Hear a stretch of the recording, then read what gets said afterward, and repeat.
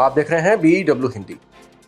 नए संसद भवन को लेकर देश में सियासी बवाल मचा हुआ है। विपक्ष चाहता है कि नए संसद भवन का उद्घाटन राष्ट्रपति के हाथों कराया जाना चाहिए, जबकि सरकार इसके लिए तैयार नहीं है। इस बीच 28 मई यानी कल पीएम मोदी इस नए संसद भवन का उद्घाटन करेंगे। 10 दिसंबर 2020 को पीएम मोदी ने पुराने संसद भवन के ठीक सामने इस नए भवन का पहला पत्थर रखा था और 29 महीने में ये पूरी तरह से बनकर तैयार हो गया है। नए संसद भवन पर कुल खर्चा 973 करोड़ रुपए का आया है। नए संसद भवन के डिजाइन की बात करें तो ये तिकोना है। पुरानी बिल्डिंग गोल है, लेकिन नए भवन के आर्किटेक्ट बिमल पटेल ने जगह का पूरा इस्तेमाल करते हुए इसे ट्रायंगुलर शेप दिया है। नई संसद के बीचों बीच कॉन्स्टिट्यूशन हॉल है, जहां ऊपर अशोक स्तंभ लगा हुआ है। कॉन्स्टिट्यूशन हॉल के एक तरफ लोकसभा और उसका सेरेमोनियल एंट्रेंस है। कॉन्स्टिट्यूशन हॉल के दूसरी तरफ राज्यसभा और उसका सेरेमोनियल एंट्रेंस है। वहीं कॉन्स्टिट्यूशन हॉल के तीसरी तरफ सेंट्रल लाउंज है, जहां ओपन स्पेस भी है। नए संसद भवन में पब्लिक एंट्रेंस से दाखिल होते ही आपको एक गैलरी मिलती है। यहाँ भारत के आर्ट और क्राफ्ट की सजावट और श्लोक दिखा नजर आता है। इस गैलरी में सीधा आगे बढ़ने पर कॉन्स्टिट्यूशनल हॉल में आप पहुंचते हैं। ये बिल्डिंग का सेंटर भाग है। यहाँ भारत का संविधान और उसकी डिजिटल कॉपी रखी गई है। इस हॉल से एक रास्ता लोकसभा के लिए जाता है और दूसरा राज्यसभा के लिए, जबकि तीसरा रास्ता सेंट्रल लॉन्च की तरफ जाता है। लोकसभा हॉल में जाने के लिए एक लॉबी एरिया है। यहाँ मौजूद गेट में दाखिल होते ही आप सीधे लोकसभा हॉल में पहुंच जाएंगे। लोकसभा की थीम राष्ट्रीय पक्षी मोर की तर्ज पर रखी गई है, यानी इसका डिजाइन मोर पर बेस्ड है। Lok Sabha hall high quality audio और वीडियो से लेस है और हर डेस्क पर इलेक्ट्रॉनिक डिवाइस लगी हुई है। लोकसभा कक्ष में 888 सांसदों के बैठने की व्यवस्था की गई है। नई इमारत में सेंट्रल हॉल नहीं है, इसलिए संयुक्त सेशन भी लोकसभा में ही आयोजित किया जाएगा। वहीं राज्यसभा की बात करें तो इसका डिजाइन राष्ट्रीय फूल कमल पर आधारित है। यहाँ भी हाई क्वालिटी ऑडियो और वीडियो की व्यवस्था है और डेस्क पर इलेक्ट्रॉनिक डिवाइस लगी हुई है। राज्यसभा कक्ष में 384 सांसदों के बैठने की व्यवस्था है। सदन की कार्यवाही को देखने के लिए यहाँ बड़ी बड़ी दर्शक दीर्घाएं बनाई गई हैं। अब बात करते हैं सेंट्रल लॉन्च की। यहाँ पर सांसदों के बैठने, उनके बातचीत करने और खाने पीने की व्यवस्था की गई है। यहाँ एक ओपन स्पेस भी है, जहाँ राष्ट्रीय पेड़ बरगद लगाया गया है। नए संसद भवन के बाकी हिस्से 4 मंजिला हैं, जहाँ मंत्रियों के कार्यालय और कमेटी रूम्स बनाए गए हैं। नई संसद भवन की फिनिशिंग में लकड़ी का काफी ज्यादा काम हुआ है। यहाँ फर्श पर हाथ से बुने हुए कालीन बिछाए गए हैं, जो यूपी के भदोही में तैयार किए गए हैं। संसद की ये नई बिल्डिंग 5 स्टार प्लेटिनम रेटेड है और सभी स्मार्ट फीचर्स से लेस है। संसद की इस नई बिल्डिंग को अगले 150 सालों की जरूरतों को ध्यान में रखकर तैयार किया गया है। इसे बनाने में कुल 973 करोड़ रुपए खर्च हुए हैं और इसे टाटा लिमिटेड प्रोजेक्ट ने तैयार किया है। संसद की इस नई बिल्डिंग को बनाने में 26,045 मीट्रिक टन स्टील का इस्तेमाल हुआ है। वहीं 63,807 मीट्रिक टन सीमेंट इसमें इस्तेमाल हुआ है। इसके अलावा 9,689 क्यूबिक मीटर फ्लाई ऐश का भी इस्तेमाल किया गया है। अब यह भी जान लेते हैं कि आखिर नए संसद भवन को बनाने की जरूरत क्यों पड़ी। एक रिपोर्ट बताती है कि 95 साल पुराने संसद भवन की स्टेबिलिटी को लेकर कई तरह के सवाल खड़े हो रहे थे। पुरानी संसद को बनाते समय यह दिमाग नहीं लगाया गया था कि यहाँ से इतना बड़ा लोकतंत्र संचालित होगा। ज्यादा सांसद होने की वजह से अब यहाँ बैठने को लेकर समस्याएं होने लगी हैं। समय के साथ इमारत में पानी की supply, sewer line, air conditioning, CCTV, audio visual system जोड़े गए, जो पहले से प्लान में नहीं थे। इससे इमारत क्षतिग्रस्त हुई है। इसके अलावा पुरानी इमारत में कम्युनिकेशन इंफ्रास्ट्रक्चर भी पुराना पड़ गया है, जिसे आधुनिक बनाने की जरूरत है। इन्हीं सब बातों को ध्यान में रखते हुए नया संसद भवन तैयार किया गया है, जिसका प्रधानमंत्री कल यानी 28 मई को उद्घाटन करेंगे।